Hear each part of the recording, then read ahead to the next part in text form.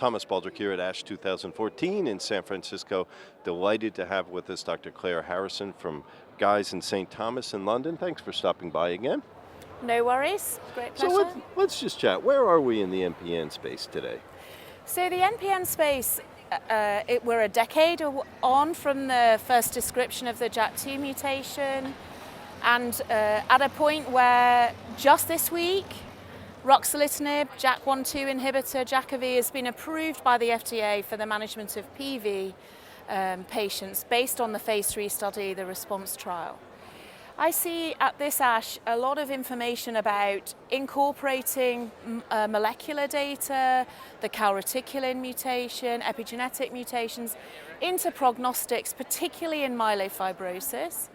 I see data with regard to efficacy of JAK inhibitors, but also other therapies like interferon in terms of the management of PV, but also some practical issues and hands-on practical management being really incorporated into clinical practice in a very standard way in terms of, basic day-to-day management of patients, which is really important, particularly as we're using newer drugs all the time. So we really all need to be very much abreast of what sort of standard management is now in 2014, looking into 2015. Where do you think you are in handling the big challenges of the day? So I think in the past, looking back, our big challenges actually were in achieving an accurate diagnosis. And I think the advent of molecular diagnostics really helps us a lot with that. It also helps us in terms of prognostics.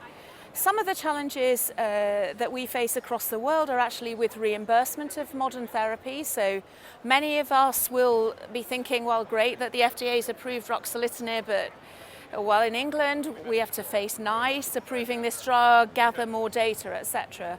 The practical challenges are really also in how we handle these drugs, which patients we consider for them, and knowing longer term as well as short term toxicity. So things like, how do we know when our patient is continuing to respond with ruxolitinib, if, for example, for a myelofibrosis patient?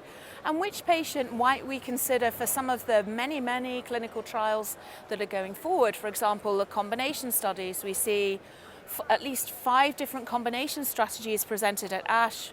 An example being the combination of lenalidomide and ruxolitinib, danazol and ruxolitinib, and then the phase 1 studies where we're combining different molecular targets, smoothened, HDAC, BKM120, which is a PI3 kinase inhibitor. So we're learning about which patients we should be using that on, and then also coming along now, a third JAK inhibitor. So I think one of our last conversations was about fedratinib and the unfortunate occurrence of Wernicke's encephalopathy for those patients, leading to a clinical halt for this drug. So we're a bit further on in understanding why did fedratinib cause Wernicke's encephalopathy, structurally very similar to thiamine, inhibits thiamine uptake, and also crosses into the CNS through the blood-brain barrier. And coming along now, we see pacritinib and momelotinib, both of which are in phase 3 trials. We expect and look forward to the phase 3 data from pacritinib, the PERSIST-1 study, led by Ruben and myself, probably in the first quarter of next year, delivering something meaningful for patients who really are struggling with myelosuppressive toxicity of ruxolitinib, and the group of patients for whom they start to lose their response to ruxolitinib over time. We know ruxolitinib is a great drug, but there are some patients who are either not eligible or who are losing response. So still a really exciting time, a time when we're translating research into practice and consolidating what we know. So about the recent approval of ruxolitinib in the PV space, pros, cons, challenges, key issues? So specifically concerning ruxolitinib with PV, I think our challenges are how to manage the drug for PV patients and which patients we should be selecting. So the approval, as I understand it, is for patients who are having ongoing symptoms or not responding to hydroxyurea in the way in which we expect. We see very consistent dosing with regard to the drug. Interestingly, the efficacious dose seems to be a bit lower in PV, so many patients started around 10 mg BID.